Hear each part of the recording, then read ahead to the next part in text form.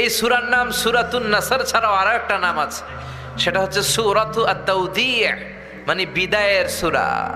বিশ্বনবী যে পৃথিবী থেকে অল্প কিছুদিনের মধ্যেই চলে যাবেন, বিদায় নেবেন, তার আগাম বার্তা এই সূরার ভেতরে আছে না নাই? বিশ্বনবী এই সূরা নাজিল হওয়ার পর পৃথিবীতে মাত্র 80 দিন বেঁচে ছিলেন। কয়দিন? কোন বর্ণনা এসেছে বিশ্বনবী এই সূরা নাজিলের পর মাত্র 90 দিন 3 মাস বেঁচে ছিলেন। এজন্য সূরা নাজিলের পর বিশ্বনবী বলতেন, অকদ নুইতু ইলা নাফসি, আমার মনে হয় আমি আর বাঁচব না।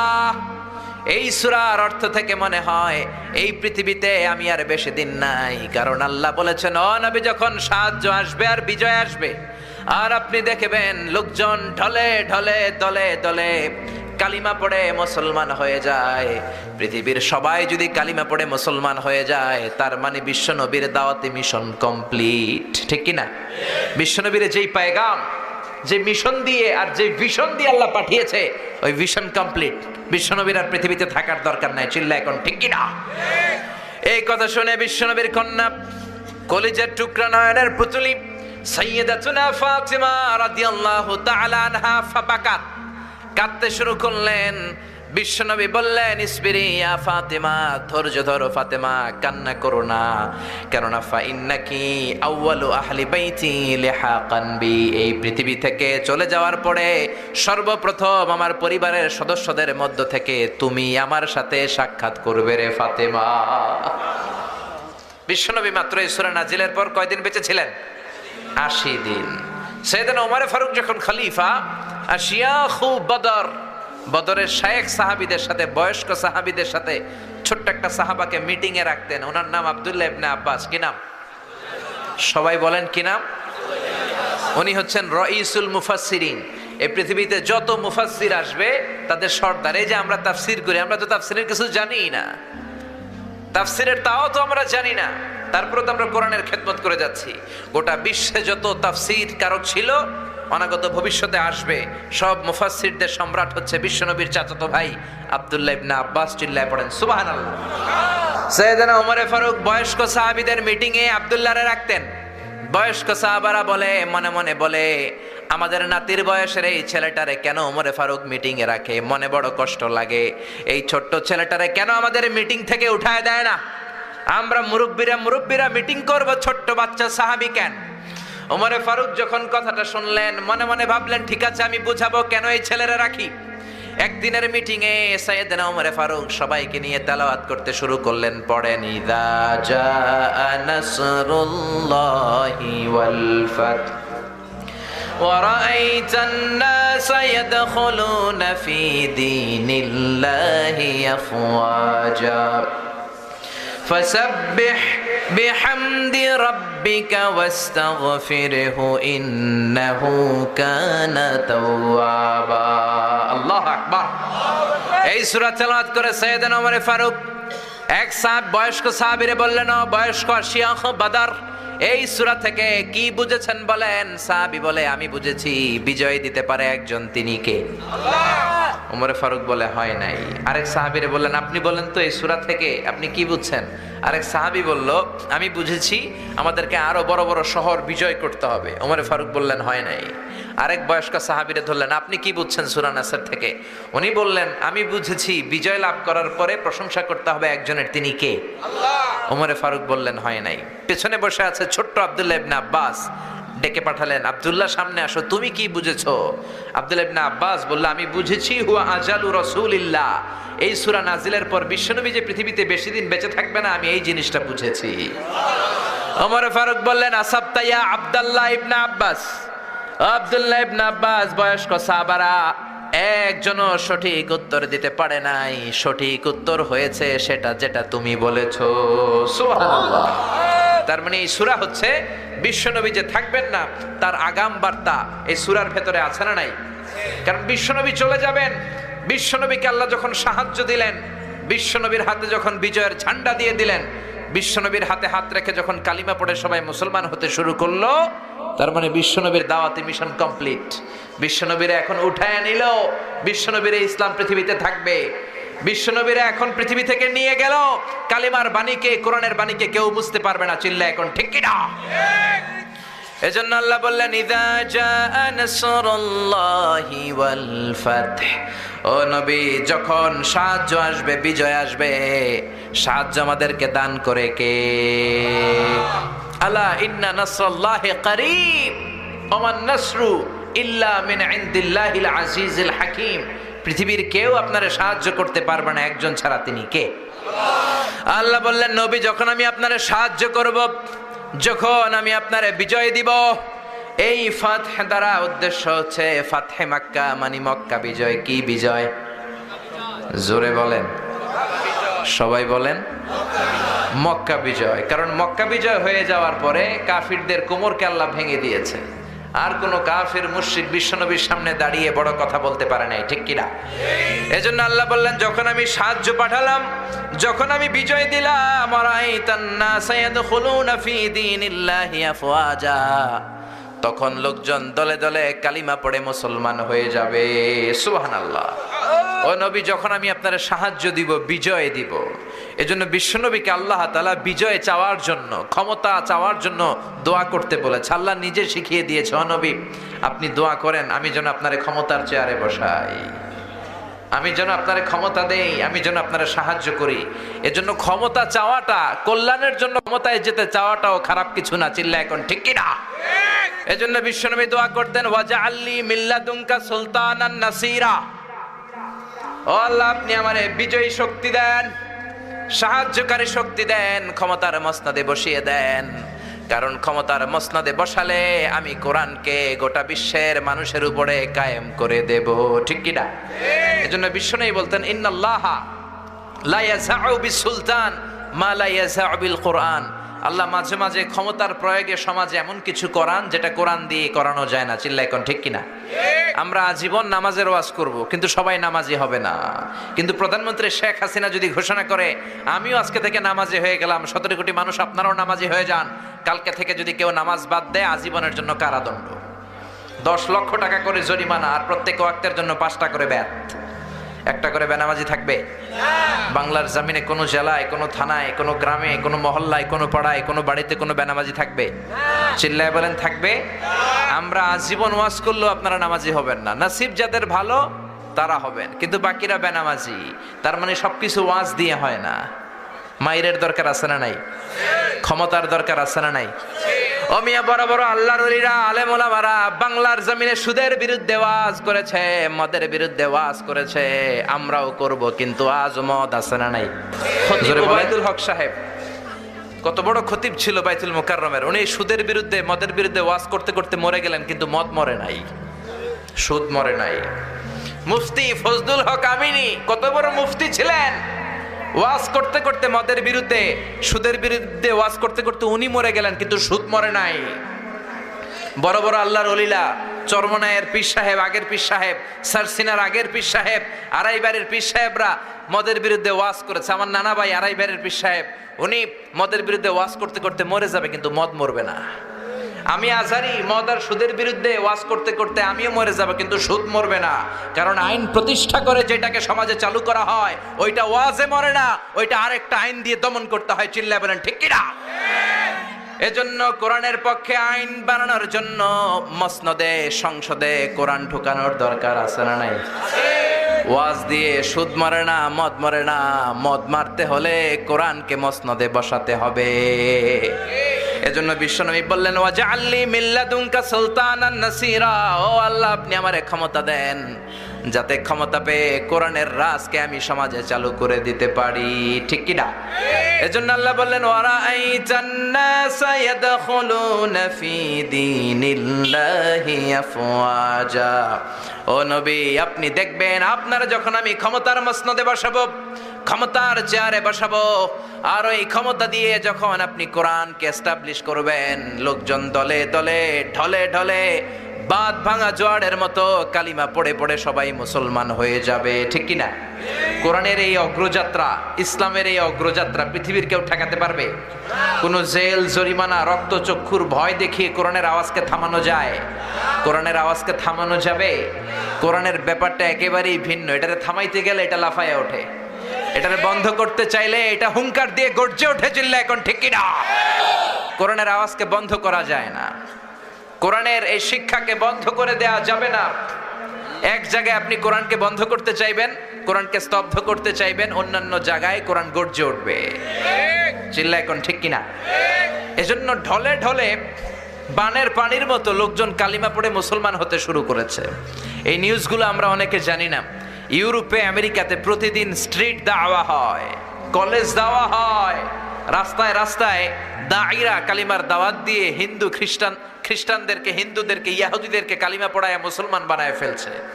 হাজার হাজার লোক ইসলামের সুশীতল ছায়াতলের নিচে চলে আসছে, কিন্তু এগুলো CNN এ কভার হয় না, কেবল নিউজ নেটওয়ার্কে এগুলো পাবেন না, কারণ এগুলো আসলে গোটা বিশ্বে একটা তোলপাড় তৈরি হয়ে যাবে। এগুলো আসে না, এই নিউজগুলো আমরা শুনতে পাই না। বানের পানির মতো, বাঁধ ভাঙা জোয়ারের মতো লোকজন ইউরোপে, আমেরিকাতে কালিমা পড়ে মুসলমান হচ্ছে। খ্রিস্টানদের এখন সবচেয়ে বড় চিন্তা, who is this Muhammad, what is this Quran, what is this Islam, কি এই ইসলাম, কে এই মোহাম্মদ, কি এই কোরআন। বিশ্বনবীর নাম লিখে তারা অনলাইনে সার্চ করে, দে search by writing Muhammad, then they find a big biography of the last messenger. They read, they become convinced, they cry, and some of them they accept Islam. তারা বিশ্বনবী সম্পর্কে জানার জন্য বিশ্বনবীর নাম লেখা অনলাইনে সার্চ দেয়, অনলাইনে বিশ্বনবীর জীবনী পায়, পড়ে তারা অবাক হয়। অনেকে চোখের পানি ছাড়ে, যাদের নসিব ভালো কালিমা পড়ে মুসলমান হয়ে যায়। খোদ আমেরিকাতে এখন মুসলমানের সংখ্যা 30 লাখেরও বেশি। হাজার হাজার মসজিদ হচ্ছে আমেরিকায়। ইউরোপিয়ান সোসাইটিতে মুসলমানদের অবদান দিনকে দিন বাড়ছে।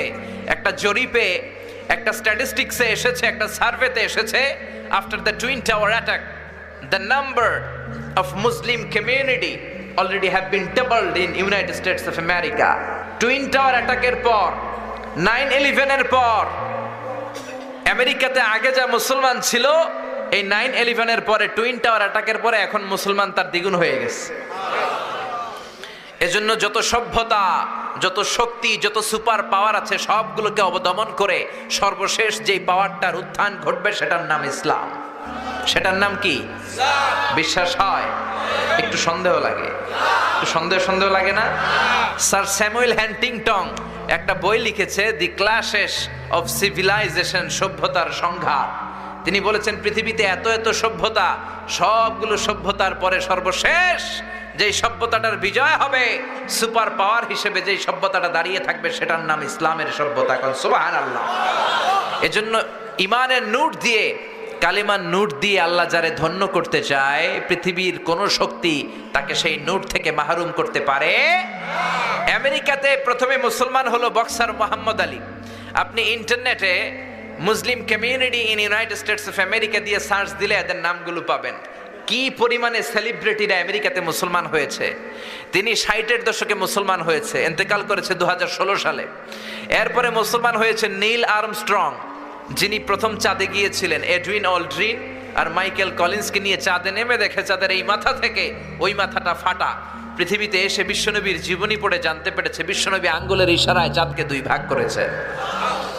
এই ঘটনা জেনে সে কালিমা পড়ে মুসলমান হয়েছে। তার মুসলমান হওয়ার পরে আমেরিকাতে মুসলমান হওয়ার হিড়িক লেগেছে।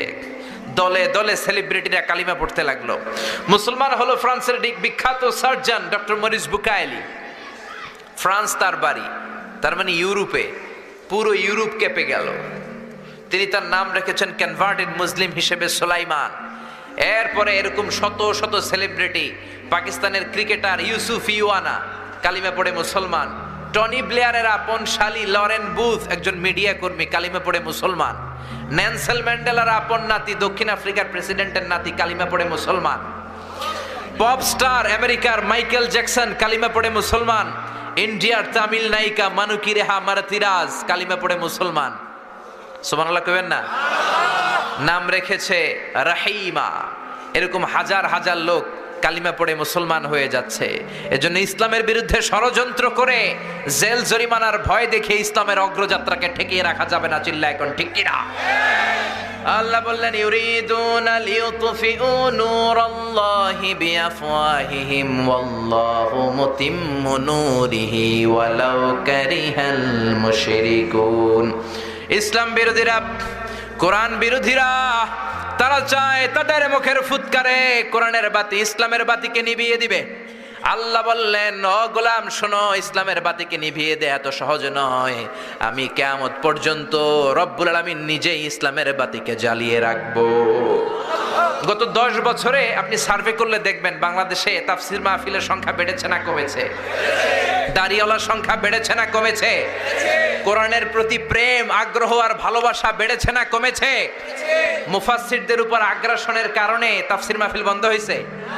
এক মুফাসসির কারাগারে, লক্ষ মুফাসসির ঘরে ঘরে চিল্লায়, এখন ঠিক কি না? এক মুফাসসিরকে নিষিদ্ধ করলে আরো 10 মুফাসসির আল্লাহ জমিনে পয়দা করে দিয়েছে। ইসলামকে আল্লাহ কিছু খাসায়েস দিয়েছে, আনপ্যারালাল বৈশিষ্ট্য দিয়েছে, যেগুলো পৃথিবীর কোন ধর্মের ভেতরে নাই। সুবহানাল্লাহ পড়েন। আপনি এক এক ধর্মের ভেতরে এক এক ধরনের অসারতা পাবেন। সব ধর্মের প্রতি আমি শ্রদ্ধা রেখেই বলছি, কোন ধর্মের ব্যাপারে আমাদের অ্যালার্জি নাই, কারণ আপনি কোন ধর্ম চুজ করবেন এটা আপনার পার্সোনাল ইস্যু। কিন্তু সব ধর্মের উপর শ্রদ্ধা রেখে বলছি, ইসলাম ধর্মের মতো এত জীবন ঘনিষ্ঠ, এত জীবন সমৃদ্ধ ধর্ম পৃথিবীতে আর দ্বিতীয়টা নাই, ঠিক কিনা? আপনি খ্রিস্ট ধর্মে যান, ওরা শুধু এক বিবাহকে জায়েজ করেছে, একজন পুরুষ শুধু একটা বিয়ে করতে পারবে, ওই স্ত্রী মূল্যে আর একটা। কিন্তু ইসলাম 4টা স্ত্রীকে একসাথে রাখার অনুমতি দিয়েছে। চিল্লা এখন ঠিক কিনা? আপনি ইহুদি হতে চান, ইহুদি হতে পারবেন না, বাই বর্ন আপনাকে ইহুদি হতে হবে। আপনার মা যদি ইহুদি না হয় আপনি ইহুদি হতে পারবেন না। কিন্তু সব ইহুদি, হিন্দু, খ্রিস্টানের জন্য আমাদের ইসলামের দুয়ার উন্মুক্ত আছে না নাই? হিন্দু ধর্মে একটা নিয়ম ছিল যে স্বামী যদি মারা যেত, তার বউ বেঁচে থাকলে বউকেও আগুনে পোড়ানো হতো। সতীদাহ প্রথা বলে, ঠিক কিনা? রাজা রামমোহন রায় এসে এটাকে উঠিয়েছে। আবার হিন্দু ধর্মে একটা সিস্টেম আছে, আপনাকে আসল হিন্দু হইতে হইলে একবার গোমূত্র পান করতে হবে। গরুর পেশাব পান করবেন নি? 1 কোটি 2 কোটি টাকা দিলে 3 কোটি, গোটা পৃথিবীটাও যদি আমাদেরকে দিয়ে দাও, আমরা গরুর পেশাব খাবো না। চিল্লা এখন ঠিক কিনা? এইরকম কোনো অসার বিধান, জীবনের সাথে কোনো সংযোগ নেই, কানেকশন নেই, এরকম কোনো বিধান ইসলামে আছে? এই জন্য এগুলো দেখে, ইসলামের বিউটি দেখে লোকজন কালিমা পড়ে মুসলমান হয়ে যায়। কোন সুবহানাল্লাহ। লন্ডনে আমার কিছু ফ্রেন্ড, তারা ক্লিনলিনেস অ্যাওয়ারনেস ক্যাম্পেইন করেছে, সব জায়গার ময়লা পরিষ্কার করত।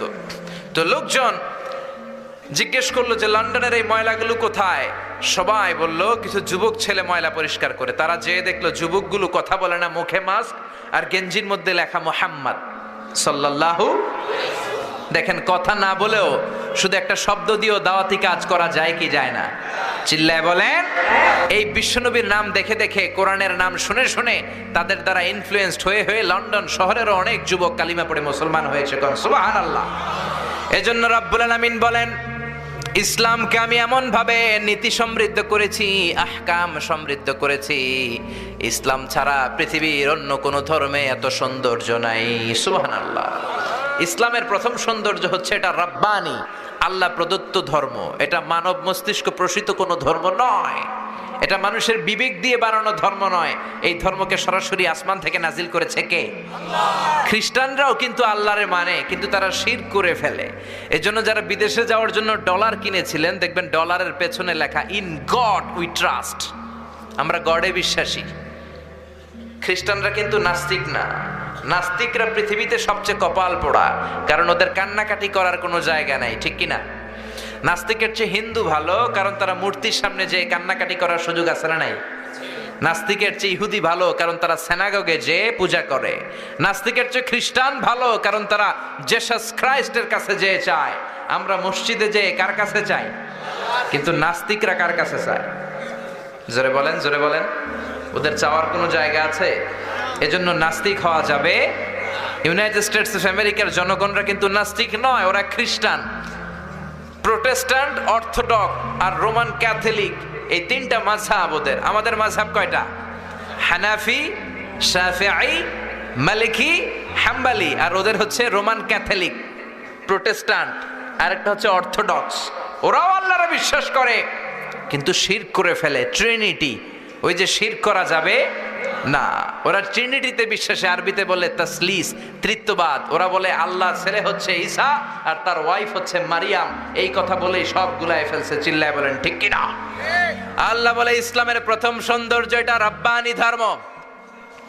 পৃথিবীর কোন মানুষের মন মস্তিষ্ক প্রসূত কোনো কথা দিয়ে কোরআন চলে না, ইসলাম চলে না। ইসলাম চলে একজনের কথায়, তিনি কে?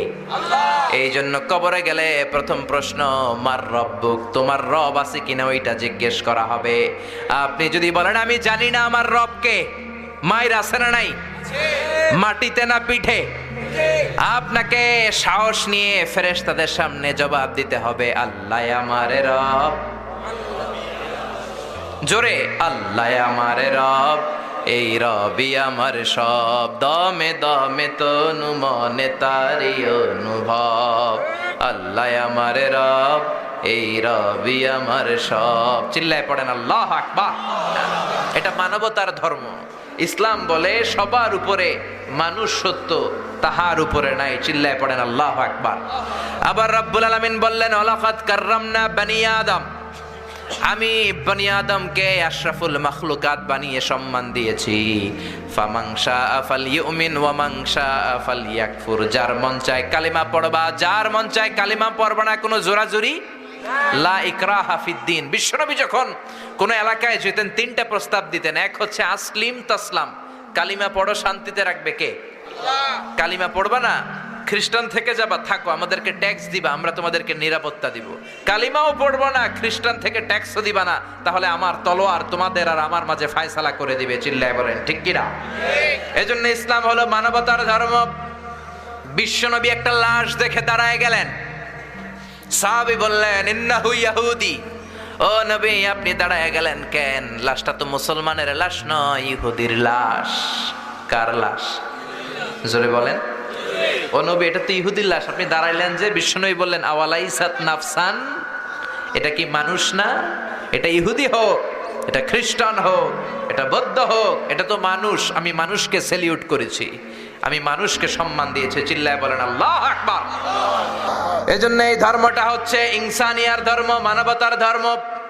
3 নম্বরে এই ধর্মটা হচ্ছে দিনুন শামিল, দিনুন কামেল। আপনার গোটা জীবনে যা যা দরকার সব কিছু কোরআনের ভেতরে দিয়ে দিয়েছে কে? কোরআনের শুরু থেকে শেষ পর্যন্ত যদি আপনি রিসার্চ করেন, আপনি দেখবেন আপনার জীবনের এমন কোনো অঙ্গন নাই যে অঙ্গনের ব্যাপারে আপনারে আল্লাহ পাক কিছু বলে নাই, সব বলে দিয়েছে। এজন্য ইসলামকে খণ্ডিত করে মানা যায় না, মানলে পুরোটাই মানতে হয়। আপনি যদি বলেন 114টা সূরার 110টা মানি, 4টা মানি না, মুমিন না কাফের? মানলে আপনার সব মানতে হবে।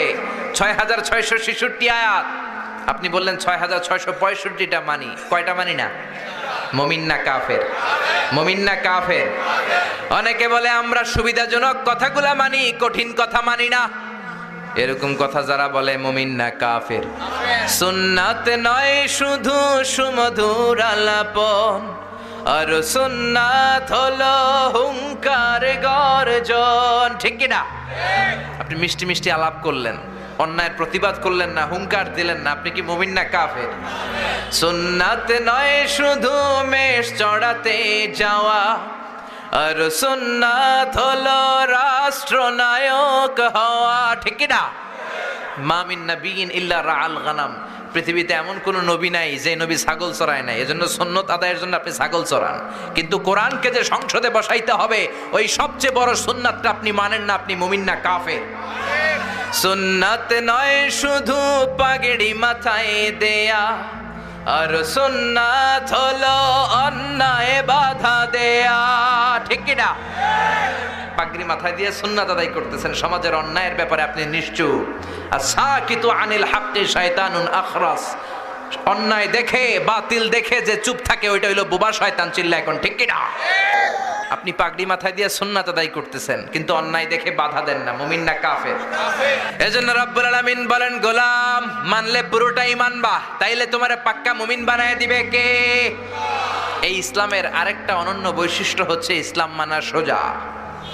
ইসলাম মানা কঠিন না সহজ? ইসলামের যত নিয়ম আপনার সাথে স্যুট করবে, আপনার সাথে ম্যাচ করবে, আপনার সাথে যাবে না, স্যুট করে না, ম্যাচ করে না, এমন কোন নিয়ম আল্লাহ দেয় নাই। সুবহানাল্লাহ। দাঁড়িয়ে নামাজ পড়া ফরজ, দাঁড়াতে পারেন না, বসে পড়েন, কবুল করে নিবে কে? ওযু করে নামাজ পড়া ফরজ, ঠান্ডা লাগছে তায়াম্মুম করেন, কবুল করে নিবে কে?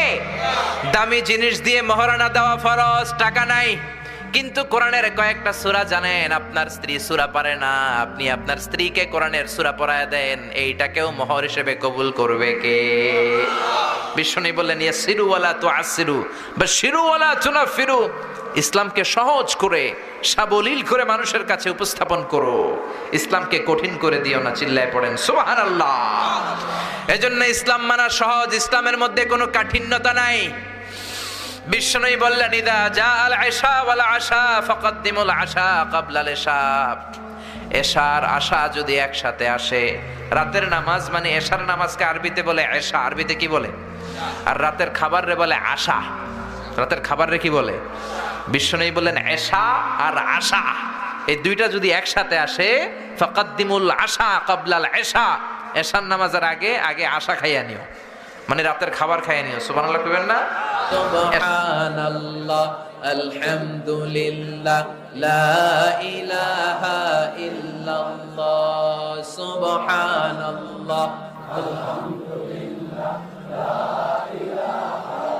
লা ইলাহা ইল্লাল্লাহ মুহাম্মাদুর রাসূলুল্লাহ সাল্লাল্লাহু আলাইহি ওয়াসাল্লাম।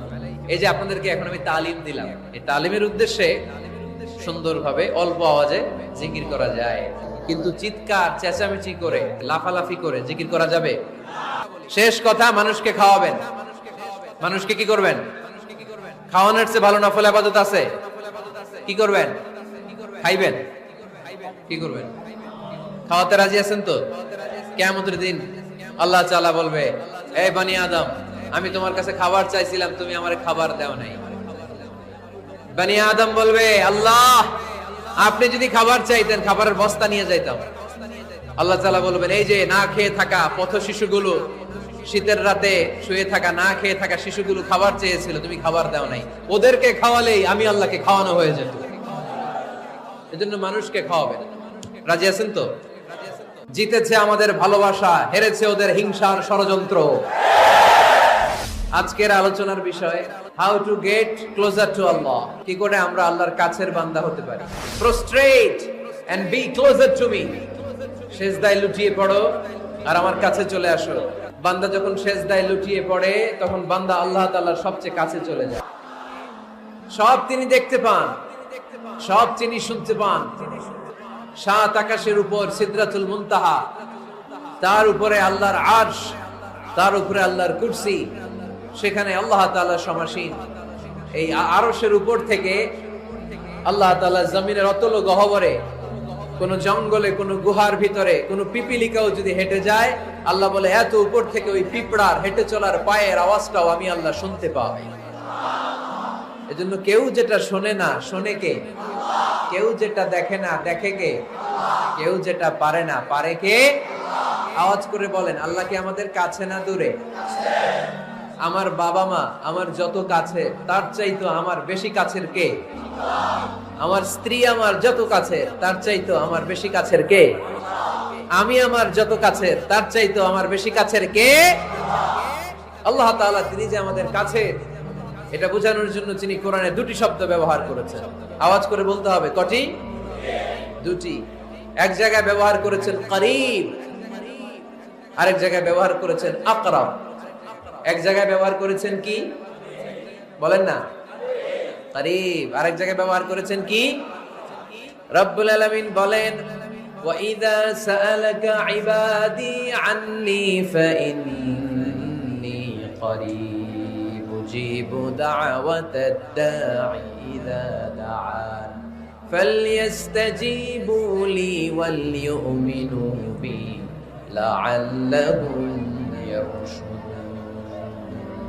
রব্বুল আলামিন বলেন, নবী হে, আমার বান্দারা যখন তোমাকে জিজ্ঞেস করে আমি কোথায়, তুমি বলে দাও ইন্নী করিব, আমি কাছে। আল্লাহু আকবার। তিনি কাছে। আল্লাহর হাবিব সাল্লাল্লাহু আলাইহি ওয়াসাল্লামকে আল্লাহ কমান্ড দিলেন, আপনি বলে দেন, যখনই উম্মতেরা জিজ্ঞেস করবে আল্লাহ কোথায়, আমি কোথায়, আপনি বলে দেন ফাইন্নী করিব, আমি কাছে। আরেক জায়গায় আল্লাহ ব্যবহার করলেন আকরাব, কাছে না। করিব মানে কাছে, আর আকরাব মানে সবচাইতে কাছে। The closest one, the most closest one, সবচাইতে কাছে, ওয়া নাহনু আকরাবু ইলাইহি মিন হাবলিল ওয়ারিদ। তোমার পেছনে যে স্পাইনাল কর্ড, শিরদাঁড়া, ব্যাকবোন, মেরুদণ্ড, যেটা আমাদের দেহের একেবারে মাঝখানে, আল্লাহ বলে আমি ওইটারও কাছে। কোন কোন মুফাসসিরিন ইকরাম বলেন আমাদের যে খাদ্যনালী আর শ্বাসনালী, এটা আমার ঘাড়ের যত কাছে, আমার আল্লাহ আমার তার চাইতেও বেশি কাছে। তার মানে এই আয়াত দ্বয় থেকে আমরা বুঝতে পারলাম আল্লাহ দূরে নন, তিনি আমাদের কাছে। তিনি আমাদের কাছে, ডাকলেই তিনি সাড়া দেন। সুবহানাল্লাহ পড়েন। ভায়া হয়ে তার কাছে যাওয়া লাগে না, মিডিয়া হয়ে যাওয়া লাগে না। আমার সাথে দেখা করতে হইলে কত ভায়া হয়ে আসা লাগে, পাওয়া যাচ্ছে না। চেয়ারম্যান সাহেবের সাথে দেখা করতে হইলে কত অ্যাপয়েন্টমেন্ট নেওয়া লাগে। এমপি সাহেবের সাথে দেখা করতে হইলে এত ব্যস্ত মানুষ, পাওয়া যাচ্ছে না, ঘুরে ফিরে তারপরে যেতে হয়। প্রধানমন্ত্রীর কথা বললে তো আর সুযোগই নাই, মাসের পর মাস বসে থেকেও এত ব্যস্ত মানুষ পাওয়া যাবে না, ঠিক কিনা? ডোনাল্ড ট্রাম্পের যদি অ্যাপয়েন্টমেন্ট নিতে চান কি অবস্থা হবে? পাওয়া যাবে? কথা বলেন। কিন্তু আল্লাহরে পাইতে হইলে অ্যাপয়েন্টমেন্ট লাগে। আওয়াজ করে বলতে হবে মুসলমান, আল্লাহরে কাছে পেতে সিরিয়াল লাগে। আল্লাহ বলে ডাক দিলেই আমার আল্লাহ আমার ডাকে সাড়া দেয়। চিল্লায় বলেন ঠিক কিনা? এইজন্য বুখারীর বর্ণনায় বিশ্বনবী বললেন, ফাইন যাকারানি ফি নাফসি যাকারতুহু ফি নাফসি। আমার বান্দা যদি আমারে একা একা ডাকে, মুহূর্তের মধ্যে আমি আমার বান্দারেও একা একা ডাকতে শুরু করে দেই। ফাইন যাকারানি ফি নাফসি যাকারতুহু ফি নাফসি। আমার কোন বান্দা যদি আমারে একা একা স্মরণ করে, আমি আমার বান্দারে একা একা স্মরণ করি। সুবহানাল্লাহ কইতে পারলেন না? ওয়া ইন যাকারানি ফি মালাইন যাকারতুহু ফি মালাইন খায়রিন মিনহু। আর আমার বান্দা যদি আমাকে একা একা স্মরণ না করে বিশাল মহাসমাবেশে স্মরণ করে, তাহলে আমি আল্লাহ তাআলা আমার আরশে ফেরেশতাদেরকে নিয়ে এর চেয়ে বড় মহাসমাবেশ করে আমার বান্দারে স্মরণ করি।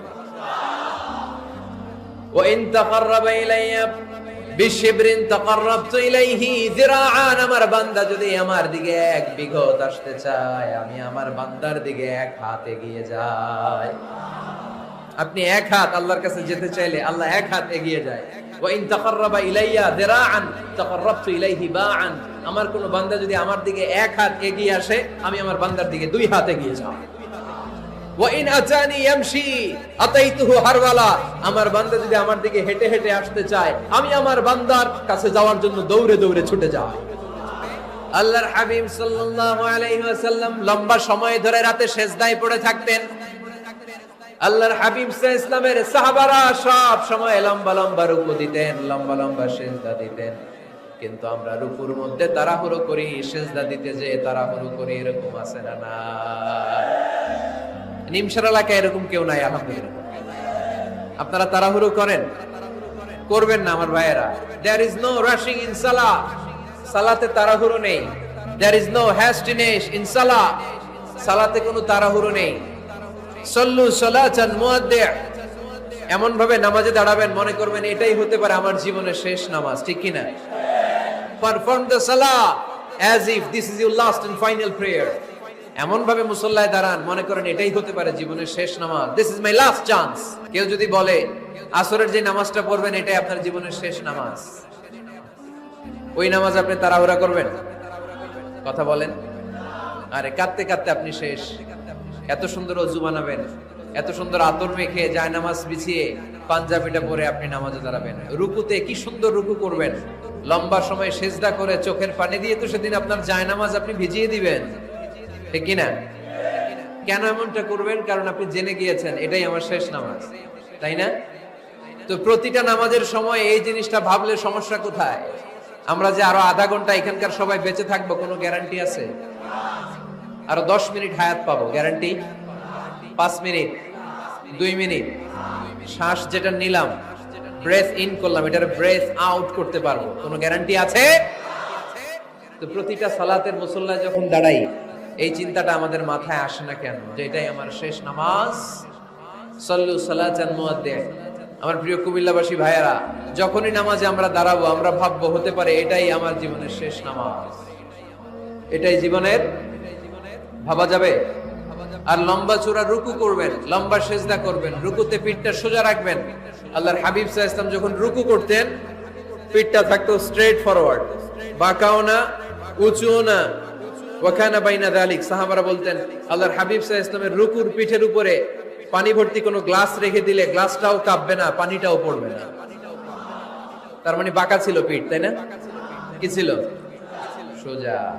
আবার আল্লাহর হাবিব সাল্লাল্লাহু আলাইহি ওয়াসাল্লাম বললেন সবচেয়ে বড় চোর যে নামাজে চুরি করে। সাহাবারা বললেন কাইফা ইয়াসরিকু ফিস সালাহ, নামাজে কেমনে চুরি করে? আল্লাহর হাবিব সাল্লাল্লাহু আলাইহি ওয়াসাল্লাম বললেন ইয়াসরিকু ফি রুকুইহি ওয়া সুজুদিহি, রুকু সিজদায় চুরি করে। এরকম নামাজ চোর আছে না নাই? রুকু থেকে সোজা হয়ে দাঁড়িয়ে কয়েক সেকেন্ড আপনি রিল্যাক্স করবেন। প্রথম সিজদা দিয়ে আপনি সোজা হয়ে বসে কয়েক সেকেন্ড রিল্যাক্স করবেন। কি করবেন? রিল্যাক্স। আওয়াজ করে পড়েন সবাই, রিল্যাক্স। নামাজে তাড়াহুড়ো নাই, সালাত হচ্ছে মেডিটেশন, রিল্যাক্স। এক সিজদা দিয়ে বসে আপনি রিল্যাক্স করবেন ধীরস্থির ভাবে, এরপরে দ্বিতীয় সিজদায় যাবেন। অনেকে সিজদা প্রথমটা দিয়ে কোন রকম মাথাটা তুইলেই আবার সিজদায় দৌড় মারে, আছে না নাই? রুকু থেকে স্ট্রেট ফরওয়ার্ড দাঁড়ানোর কথা, দাঁড়িয়ে 1-2 সেকেন্ড রিল্যাক্স করার কথা, ওইটা না করে রুকু থেকে কোন রকম মাথা তুলেই আবার সিজদায় দৌড় মারে, এরকম ডাকাত আছে না নেই? এরাই সালাত চোর। আমরা যেন নামাজ চোরের খাতায় নিজেদের নাম না চুরি, আমরা যেন বেশি বেশি আল্লাহর সিজদা দেই। তাহলে কোরআন আমাদেরকে জানালো আমরা যদি আল্লাহর কাছে যেতে চাই কি করতে হবে? বইলা গেছি, খাইয়া ফালাইছি, আওয়াজ করে বলেন কি করবেন? আল্লাহর হাবিব সাল্লাল্লাহু আলাইহি ওয়াসাল্লাম সব সময় লম্বা লম্বা সিজদায় পড়ে থাকতেন। আল্লাহর নবীর সাহাবারা সব সময় লম্বা লম্বা সিজদায় পড়ে থাকতেন।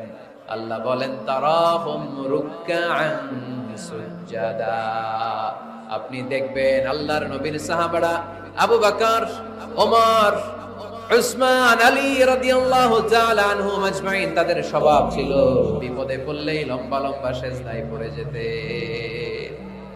এক সাহাবী এসে বললেন ইয়া রাসূলুল্লাহ আল্লিমনি আমালান ইযা আমিলতুহু ইদখিলুনিল জান্নাহ, আপনি আমারে এমন একটা আমল শিখায় দেন যে আমল করলে আল্লাহ আমারে জান্নাতে ঢুকায় দিবে।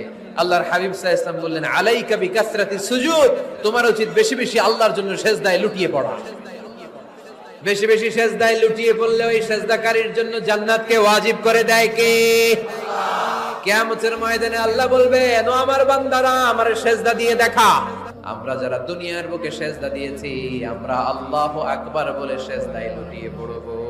আলহামদুলিল্লাহ পড়েন, পড়েন রব্বানা যালামনা আনফুসানা ওয়া ইল্লাম তাগফির লানা ওয়া তারহামনা লানাকুনান্না মিনাল খাসিরিন। ও আমাদের রব, যালামনা আনফুসানা, নফসের উপর জুলুম করেছি, অন্যায় করেছি, অপরাধ করেছি, তুমি যদি ক্ষমা না করো আমরা শেষ হয়ে যাব, আমরা ক্ষতিগ্রস্তদের মধ্যে শামিল হয়ে যাব। ঠিক কিনা?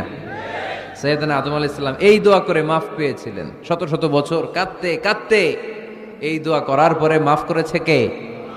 আমরাও যদি ভুল করি, অন্যায় করি, এই দোয়া করলে মাফ করবে কে? আমরা কি ভুল টুল কিছু করি? হ্যাঁ করেন? আমরা ভুলকারী, আমরা পাপী, আমরা পাপীর ঘরের পাপী। ঠিক কিনা? পাপের সাগরে আমরা হাবুডুবু খাই, পাপের কোনো শেষ নাই। আকাশের নিচে জমিনের উপরে আমার চেয়ে বড় পাপী কেউ আছে? এমন কোনো পাপ নাই আমরা করি নাই। আমরা পাপী, পাপীর ঘরের পাপী। ঠিক কিনা? এজন্য এই দোয়াটা বললে ক্ষমা করে কে?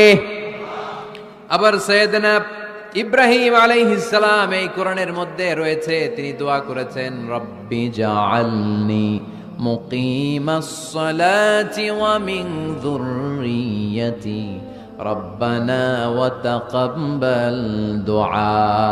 সুবহানাল্লাহ পড়েন, রব্বি জাআলনি মুকিমাস সালাহ, আল্লাহ আপনি আমার নামাজ কায়েমকারী বানান, ওয়া মিন যুররিয়্যাতি, আমার সন্তানদেরকেও আপনি নামাজ কায়েমকারী বানান।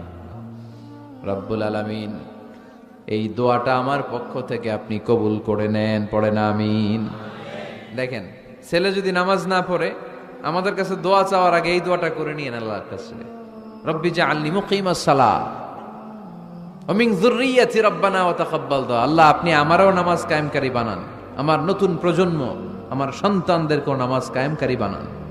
এই দোয়া আল্লাহর কাছে করতে হয়। আল্লাহর কাছে দোয়া না করলে ছেলে মেয়ে নামাজি হয় না। নেককার সন্তান চাইবো কার কাছে? নেককার স্ত্রী চাইবো কার কাছে? আবার সাইয়েদনা ইউনূস আলাইহিস সালাম দোয়া করলেন লা ইলাহা ইল্লা আনতা সুবহানাকা ইন্নী কুনতু মিনাল যালিমিন। এই দোয়াটা পড়েন আপনারা কখন? তুফান ছুটলে? কখন পড়েন আপনারা ইউসুফের খিলে এই দোয়াটা? আমাদের এলাকায় গ্রাম বাংলায় আমরা দেখছি তুফান ছুটলে পড়ে। বজ্রপাত, বজ্রপাতরে কি বলেন আপনারা? ঠাড়া, টাড়া। এই বজ্রপাত শুধু বজ্রপাত না, এটা বিপদে পড়ার দোয়া। এটা কিসে পড়ার দোয়া? রাস্তায় বিপদে পড়েছেন এই দোয়া পড়েন, অফিসে বিপদে পড়েছেন এই দোয়া পড়েন, ঘরের ভেতরে বিপদে পড়েছেন এই দোয়া পড়েন। মাছের পেট থেকে এই দোয়া পড়ার কারণে সাইয়েদনা ইউনুস আলাইহিস সালামকে বিপদ থেকে রক্ষা করেছে কে?